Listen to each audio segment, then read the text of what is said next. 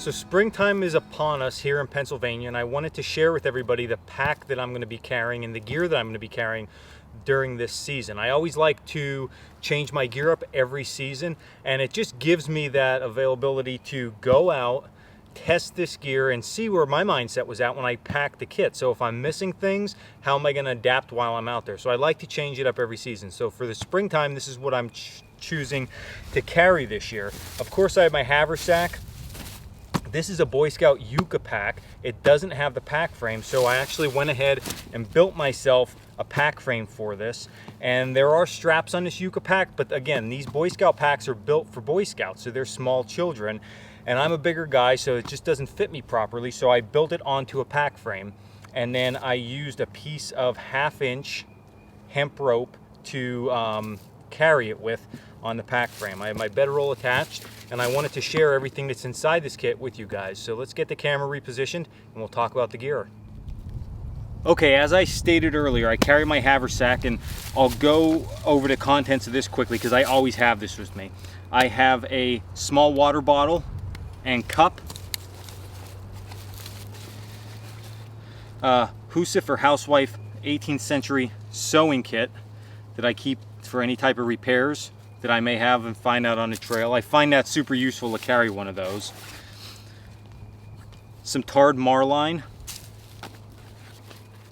a Boy Scout knife, fork, and spoon set,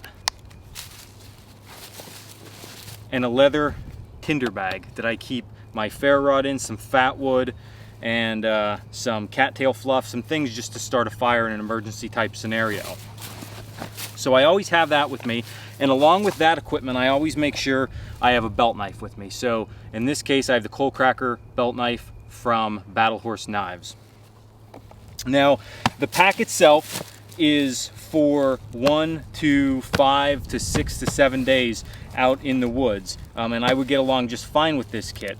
What I have on top is a bedroll, and then I have the Yucca the Boy Scout pack attached on the bottom. Again, I made a pack frame here, and I have some rope that I use for my strapping. I have my Cusca on the side in case I want to get a quick drink somewhere. So I have tied onto my pack frame just a wool blanket, and one wool blanket this time of the year here in Pennsylvania is going to get me through no problem. This wool blanket is approximately 8 foot by 8 foot, so it's good, and I can roll it up around myself and keep warm all night if needed. Now, these Yucca Boy Scout packs have a small compartment here in the front that I just put some extra gear in that I might want to grab without having to dig everything out of the pack, or stuff that I don't want to carry in my Haversack. And I have a candle in there.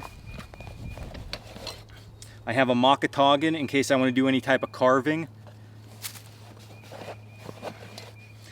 I have a 3-sided awl and a normal round awl. I do a lot of work with bark baskets in the springtime here in Pennsylvania when the sap starts to flow, so I like to have that stuff with me to be able to do that work. And I also carry here a large blanket pin, and I'll talk about that here in a minute, why I actually want to carry that with me in this pack.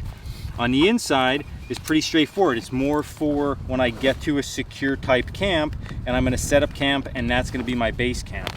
So I carry a small hatchet in the summer and spring here in Pennsylvania. I don't usually need to process too much wood, but this hatchet will get enough done for what I need as far as making implements around camp, stakes for my tarp, maybe a cook kitchen, maybe a tripod, anything like that. This hatchet's going to be more than enough for what I need.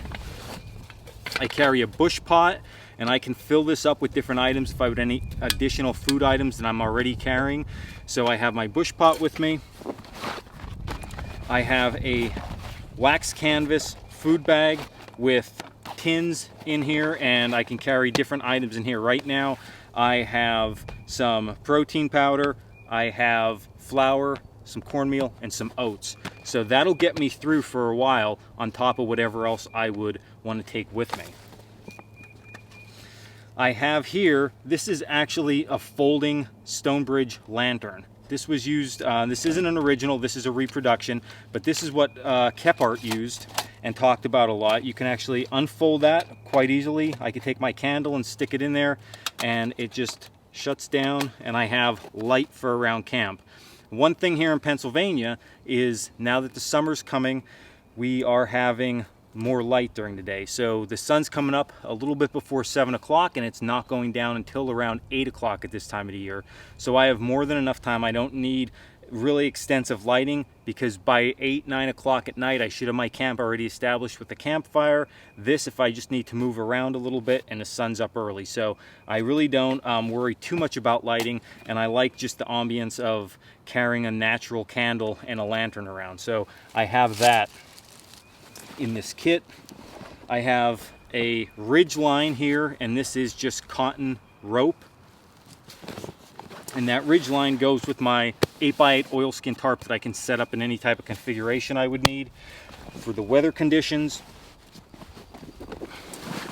I have a gum blanket, and this is from Civil War era, and basically this is just a rubberized piece of canvas that I can lay down to keep the moisture off myself when I'm sleeping at night. And I'm not too worried about having to insulate a bed too thickly this time of the year, just for the simple fact it's warm enough at night. Sometimes it'll get cold, but this will do the job for the most part. If I need to, I can still pull leaves and throw this over top as a moisture barrier. And lastly, the last thing I have in here is just a small shard of a wool blanket, and that's where I go back to that pin I carry. This time of the year here, during the days it's t-shirt weather. During the evenings, usually just long sleeves, but some mornings it gets quite cold. So I can use this as a pillow around camp at night, which makes my sleep that much better. And in the morning, I can wear this with my blanket pin, and I have an extra layer of material.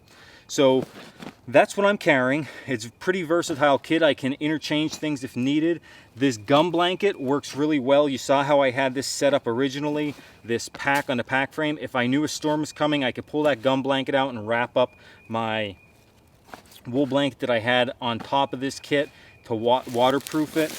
And again, it's just a simple pack frame, 2 cross members, a bottom lumbar support, and it actually rides really comfortable on me.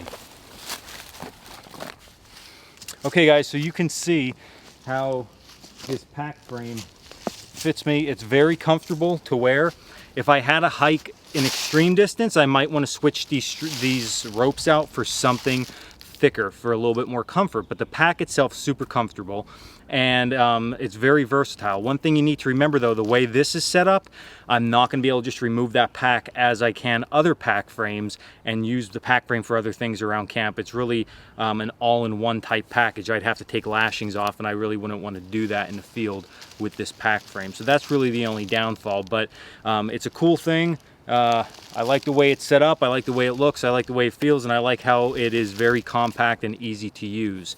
So I hope you enjoyed this video. If you haven't already, check us out at Coalcracker.bushcraft.com, and remember, if you're not having fun with all this stuff, you're not doing it right. So have fun, stay in the woods, and catch you on the next video.